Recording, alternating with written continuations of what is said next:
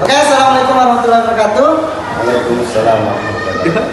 Kembali lagi bertemu di podcast 35. Ya, hari ini hari yang sangat luar biasa setelah kita mewawancarai atau berbincang-bincang sama siswa terfavorit atau siswa yang sangat berbakat di SMA ini. Hari ini kita kedatangan narasumber kita, yaitu salah satu guru dari SMA Negeri 1 Brongbudo, dan menurut saya guru yang sangat luar biasa. Salah satu pembina saya juga di Gerakan Pramuka. Kalau bisa kita logikakan, beliau ini sudah membina pembina lah, karena melatih pembina ya, Pak. Ya, Itu kalau di Gerakan Pramuka namanya KPN. Ya, hari ini sebelum kita menggali lebih dalam terkait pertanyaan-pertanyaan tema kita hari ini, saya ingin menggali kepribadian narasumber kita dulu ini. Ya, silakan narasumber kita memperkenalkan dulu. Ya, terima kasih Kak Aca, Yes, ya. atau Dinda Aca lah. Untuk perkenalan mungkin singkat saja ya. Ya.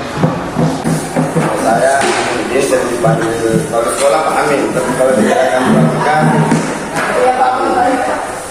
Kemudian sekarang pekerjaan selain sebagai guru juga tentunya sebagai seorang pembina pramuka di Kampus Depan SMA Negeri 1. Saya kira itu saja mungkin perkenalan singkat.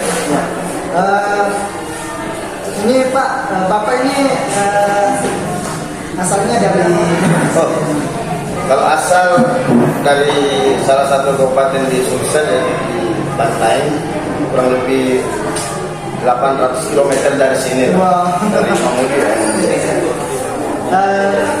Mengajar di SMA Negeri 1 Brongbudo sudah berapa lama? Mengajar di sini alhamdulillah sudah lebih 10 tahun. Karena saya mulai di sini itu di awal tahun 2011 dan sekarang masih di sini dan tidak tahu sampai kapan di sini. Mudah-mudahan sampai karakter era new normal ini bisa kembali. Insya Allah semoga. Ya, seperti tema kita hari ini, yaitu merosotnya pendidikan karakter di era COVID-19. Mari kita cari bersama solusi di era new normal.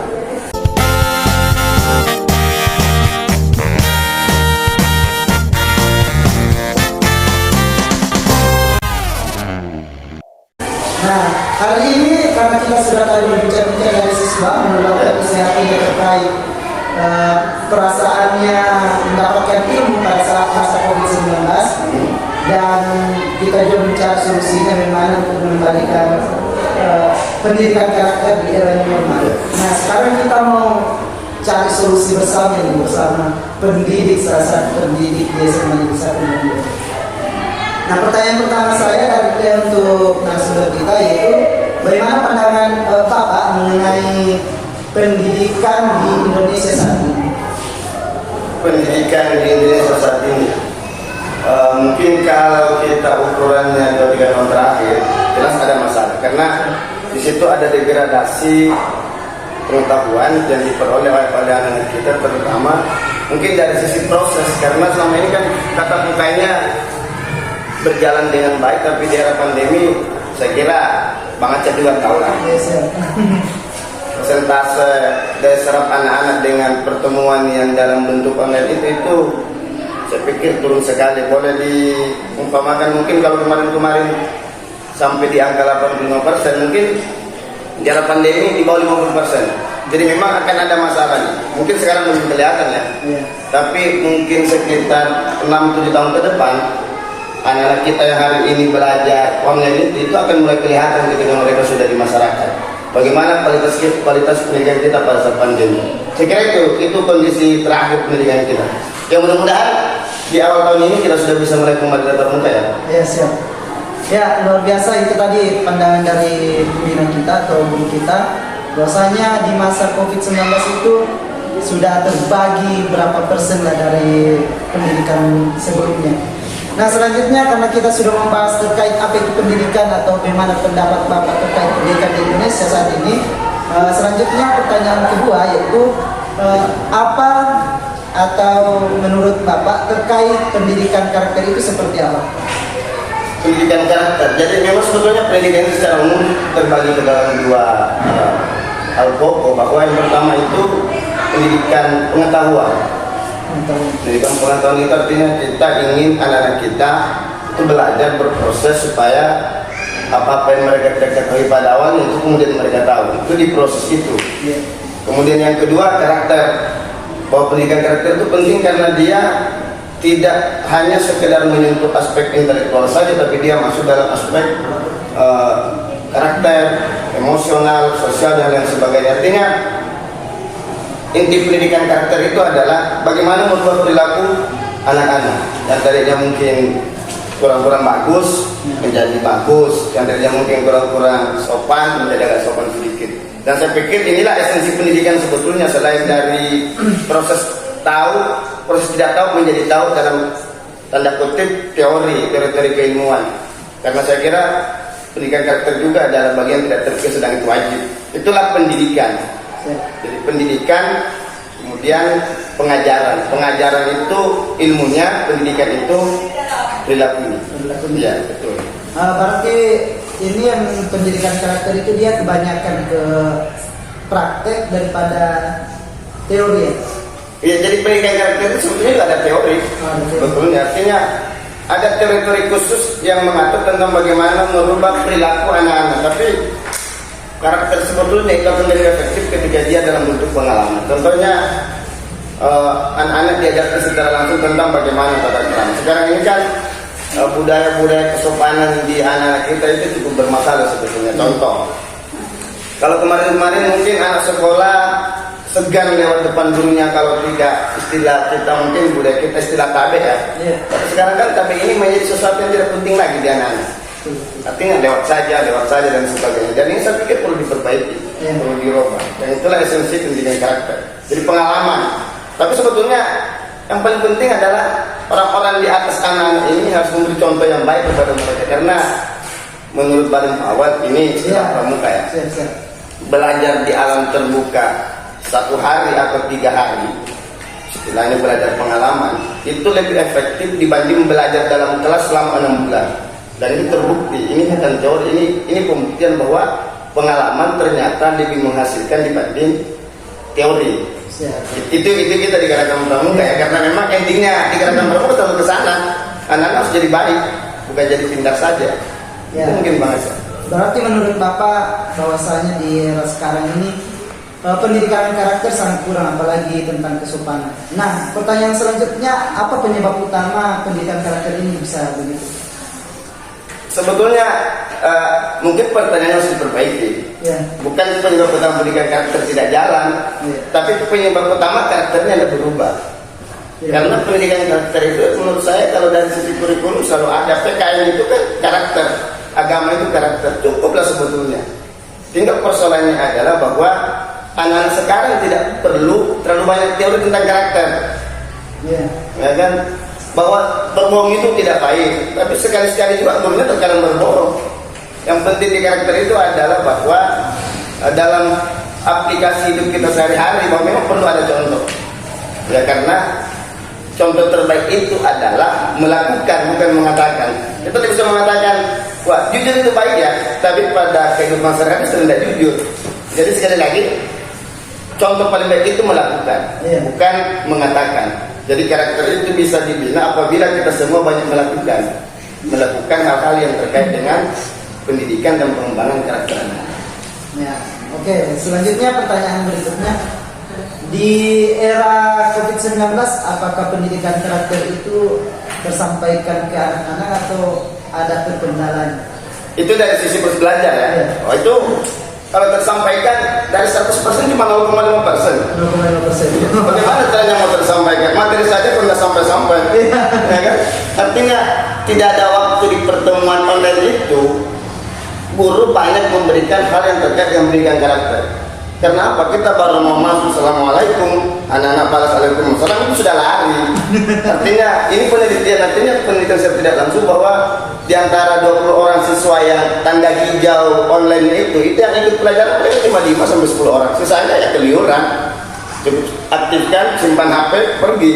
Iya. Nah, dari sisi guru pun sebetulnya dengan waktu yang sangat terbatas, saya pikir untuk menyampaikan nasihat-nasihat itu sangat singkat. Palingan pesannya satu, jangan lupa kerjakan tugas ya, kumpul minggu depan ya. Kalau mau ceramah di situ, nggak belajar. Jadi saya pikir persentase pendidikan karakter di pembelajaran online itu sangat singkat sekali. Terus terkait ini Pak, sering saya berhubungan dengan atau mendengarkan pendapat-pendapat dari siswa bahwasanya pendidikan karakter itu sangat tidak tersampaikan pada saat COVID-19. Karena kenapa? Wajah guru saja kadang tidak kenal, terus guru juga tidak kenal sama siswanya. Karena yang disampaikan kalau mungkin lewat Zoom atau Meet ya bolehlah saling kenal. Tapi kalau lewat WA terus lewat Messenger itu mungkin perkenalan antara guru dengan siswa itu kurang sekali. Karena kenapa? Kadang guru juga menggunakan profil yang bukan wajahnya sendiri, terus siswa juga menggunakan profil bukan wajahnya sendiri, sehingga guru pada saat pertemuan atau di era new normal ini tidak kenal dengan siswanya, yang mana siswa aku ini, yang mana siswa ini. Nah, sehingga yang menjadi kendala utama itu ya belajar online-nya, pendidikan karakter yang tidak tersampaikan. Itu ya Pak.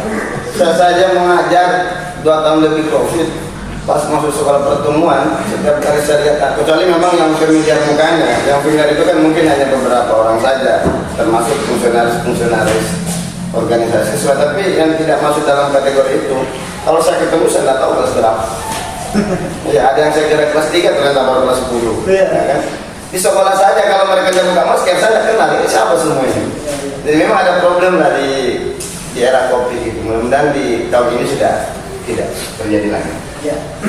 Jadi karena pendidikan karakter yang kita lihat dari era COVID-19 ke era new normal ini butuh perbaikan yang begitu sangat luar biasa, sehingga saya sendiri atau mungkin halayak yang menonton nanti minta pendapat dari Bapak ini terkait bagaimana caranya kita mencari solusi bersama agar pendidikan karakter di era new normal bisa kita kembalikan dengan sebaik-baik mungkin, agar anak-anak bisa kembali sopan santunnya bisa dikedepankan dan ya solusinya bagaimana? Solusi pertama bahwa memang perlu ada semacam pembatasan khusus ya terhadap anak-anak kita ketika mereka di sekolah. Tapi ini mungkin perlu kolaborasi yang bagus antara tenaga pendidik dalam hal ini guru, pimpinan dengan siswa, terutama yang tergabung di organisasi siswa. Contohnya seperti ini. Di tahun ajaran baru siswa-siswa yang masuk itu mau diapakan? Karena yang kita terima ini adalah anak-anak yang mungkin dari sisi karakter, yang dari segi karakter bermasalah di atau dari segi mungkin dari dulu termasuk yang bermasalah dari segi karakter. Nah, posisi pertama bagi saya adalah harus dimulai dari PLS ya, pengenalan lingkungan sekolah. Mungkin sekolah bisa membuat formulasi baru tentang bagaimana PLS itu. Contohnya seperti ini. PLS-nya kalau kemarin-kemarin hanya siang jam 2 sampai jam 5, kenapa tidak dirancang kira-kira PLS-nya 4 hari nginap semua sekalian? Betul. Nginap kan? Jadi nginap, OSIS kerjasama dengan semua organisasi siswa, pramuka, paskib, Rokis, PM, RPK itu kerjasama. Ini nginap nih. Tapi nginapnya itu pakai aturan. Contohnya seperti ini. Siswa yang mau masuk ke sekolah ini itu pada saat PLS rambutnya harus seragam, cepak semua, cepak struktur tentara kan. Kemudian yang kedua, muatan-muatan pendidikan di PLS bukan hanya sekedar memperkenalkan ini dari biologi, ini dari fisika, ini dari kimia, tapi di situ ada muatan-muatan yang mungkin isinya adalah penguatan kedisiplinan. Kita bisa panggil dari Koramil, kita bisa panggil dari Polsek untuk membina anak-anak kita ini supaya 4 hari itu efektif, bukan hanya mengenal sekolah, tapi di situ terbentuk sikap bagaimana saya menjadi siswa di sini, supaya nanti bisa menjadi cikal bakal program-program OSIS ke depan. Dan sekali lagi, kalau menurut saya sederhana, kalau anak-anak masuk hanya sekedar mengenal sekolah, nggak mengenal aturan di sekolah itu bagaimana, itu tidak akan berubah. Jadi PLS nginap, ya kan? Setelah itu kita pilih tuh beberapa orang lagi dari semua fungsionaris untuk menjadi proyek percontohan. Dari pramuka 10 orang, dari PR 10 orang. Kemudian ini kita gabungkan khusus dalam bentuk LDKS. Kan selama ini LDKS-nya siang, LDKS-nya keluar, dan di sekolah. Keluar, anggaplah seumpama kita kegentungan lah seminggu di sana. Sekolah biayai makannya semua kan. Tapi yang ikut ke sana itu punya komitmen bahwa saya ke sana ikut kegiatan, tidak boleh bawa HP atau HP bawa tapi disita. Di sana ada proses pendisiplinan, rambut harus sama, makan harus sama, pokoknya kita mau yang anak-anak ke sini kembali itu wajahnya berbeda. Di sekolah jadi contoh betul, tidak ada lagi yang bolos, taruh lagi di luar bajunya, pokoknya tidak ada lagi yang baru-baru itu orang muji ya, orang mau muji, tidak ada lagi yang ribut. Nah kalau konsep ini jadi, saya pikir 3 tahun ke depan sekolah kita akan punya wajah lain. Mungkin kita akan seperti anak-anak taruna, sekolah-sekolah taruna ya. Artinya memang baru kelas 1 karakter sudah kelihatan. Coba bayangkan kebanggaan kita sumpah. Kalau upacara, ini kan upacara paling susah di model ya. Kalau upacara tidak diminta begitu tank, semua sudah berbaris tanpa disiapkan, sudah siap semua. Tahu tempatnya di mana? Siapnya siap sempurna. Karena itu gemblengan 1 minggu yang kemarin itu lagi di situ. Bukan PLS kan lain. Plus lagi LDKS fungsionaris siswa. Nah, jadi anak-anak ini kalau dia belum di sekolah sudah bisa dimarahin. Di mana itu PLS sama LDKS 10 hari itu, gitu kan? Jadi saya pikir itu yang perlu dibenahi di sekolah, bahwa pendidikan karakter harus dimulai dari hal-hal sederhana, mulai dari PLS dan bagaimana fungsionaris organisasi ini itu bisa memperlihatkan bahwa saya lagi menjadi contoh. Ya kan?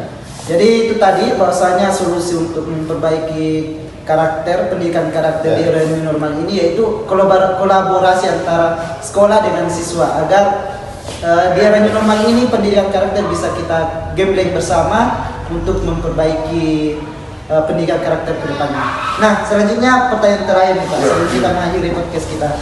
Pesan apa yang dapat Bapak sampaikan untuk keberlangsungan pendidikan ke depannya? Ya. Pesan pertama bahwa pendidikan itu proses, sekali lagi. Yang namanya proses berarti kita mengharap ada hasil. Proses yang baik saja belum tentu hasilnya baik, dan begitu. Apalagi kalau prosesnya tidak baik, itu biasanya jauh dari harapan. Jadi bagi saya pesan pertama adalah buat anak-anakku semua yang masih sekolah, perbaiki prosesnya. Terdiri dari rajin datang ke sekolah, jangan terlambat, jangan rajin pulang, kemudian kerjakan tugas dengan baik, ikuti aturan sekolah dengan baik, itu proses. Yang kedua, bahwa pengembangan diri itu tidak cukup di ruang kelas. Di ruang kelas kita dapat 20% sebetulnya kalau kita bandingkan. Makanya saya bilang, saya sudah sekolah berapa, hampir 20 tahun, tidak pernah saya buka buku-buku pelajaran saya.